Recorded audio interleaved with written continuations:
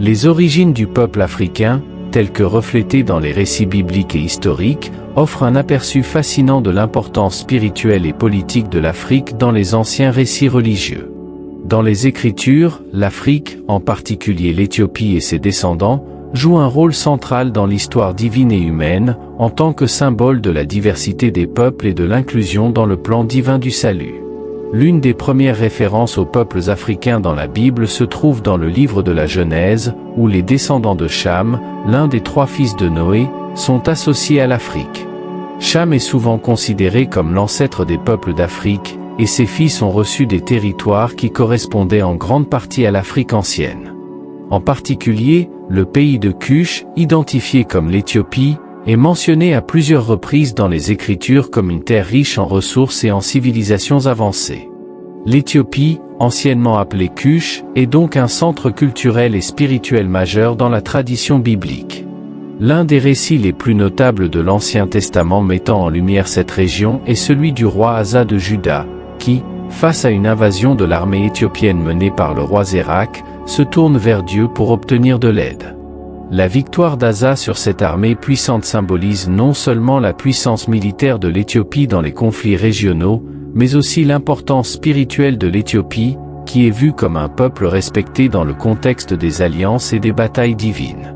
Cependant, l'influence de l'Afrique et des Éthiopiens ne se limite pas à des événements de guerre et de pouvoir. Dans le Nouveau Testament, un autre récit significatif témoigne de l'importance spirituelle de l'Afrique, en particulier de l'Éthiopie, dans le cadre de la diffusion du christianisme. Ce récit se trouve dans le livre des Actes des Apôtres, chapitre 8, versets 27 à 39, où l'un des premiers convertis au christianisme est un eunuque éthiopien, un haut fonctionnaire de la reine Candace d'Éthiopie. Ce récit illustre non seulement l'inclusion des gentils dans la foi chrétienne, mais aussi la reconnaissance de l'importance des peuples africains dans le plan divin de salut. L'eunuque, après avoir écouté l'explication de Philippe sur les Écritures et compris le message chrétien, est baptisé, marquant ainsi un moment clé dans l'expansion de la foi chrétienne au-delà des frontières juives. La Bible et les récits apocryphes, comme le livre des Jubilés, renforcent l'idée que l'Afrique, et en particulier l'Éthiopie, joue un rôle central dans l'histoire du salut. Le livre des Jubilés, bien qu'il ne fasse pas partie du canon de toutes les traditions chrétiennes, est respecté dans l'Église orthodoxe éthiopienne et offre des détails sur la répartition des terres entre les fils de Noé.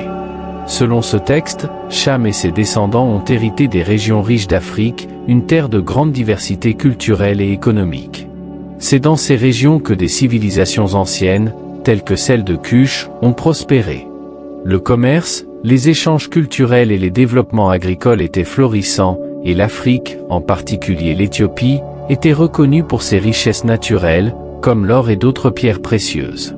Les textes bibliques, tout comme les écrits apocryphes, soulignent également l'importance de l'Afrique dans la diversité spirituelle du monde ancien. Le psaume 68, 31 annonce que « Les princes viendront d'Égypte, l'Éthiopie tendra bientôt ses mains vers Dieu », ce qui anticipe une époque où même les peuples d'Afrique viendront adorer le Dieu d'Israël. Cette prophétie symbolise l'inclusion des peuples africains dans le plan de rédemption divin. Le prophète Sophonie, dans son livre, fait écho à cette vision en affirmant que les adorateurs de Dieu viendront des rivières de l'Éthiopie.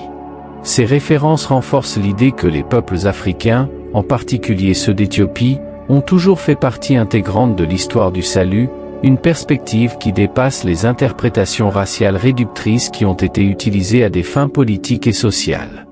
L'Afrique, et plus particulièrement l'Éthiopie, n'est donc pas simplement perçue comme une région géographique, mais aussi comme un symbole spirituel de l'inclusion divine. Cette idée est également présente dans l'Apocalypse, qui décrit une multitude de peuples, de toutes nations, tribus, peuples et langues, devant le trône de Dieu, symbolisant l'unité de l'humanité dans la louange divine. Cette vision finale du salut divin, où toutes les nations et tous les peuples se retrouvent ensemble, renforce le message que, peu importe les différences raciales et culturelles, tous sont égaux aux yeux de Dieu. Les héritages culturels et spirituels de l'Afrique sont aussi manifestes dans l'Ancien Testament à travers des figures comme Moïse, qui, malgré ses liens avec Israël, a épousé une femme éthiopienne. Ce mariage a suscité la critique de sa sœur, Myriam, et de son frère, Aaron, mais Dieu, dans une réprimande, a montré qu'il n'y avait pas de préjugé racial dans ses choix, soulignant que la fidélité spirituelle et non l'appartenance ethnique ou raciale était ce qui comptait. Ce récit montre que l'Afrique, à travers des personnages comme la femme éthiopienne de Moïse, n'était pas vue comme une région inférieure, mais comme faisant partie de la mosaïque divine. Les contributions culturelles et spirituelles de l'Afrique à la civilisation, ainsi que son rôle dans les récits bibliques, rappellent que l'unité spirituelle de l'humanité transcende les différences raciales et ethniques. Ce message, que ce soit dans l'Ancien ou le Nouveau Testament, souligne l'importance de l'égalité et de la dignité de tous les peuples, indépendamment de leur origine.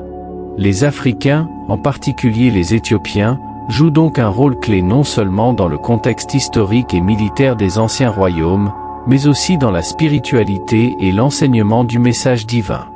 Ainsi, l'Afrique, avec ses civilisations anciennes et sa richesse spirituelle, occupe une place importante dans les récits bibliques, et son rôle dans le développement de la foi chrétienne et dans les plans divins de salut est mis en lumière à travers les figures bibliques et les prophéties anciennes.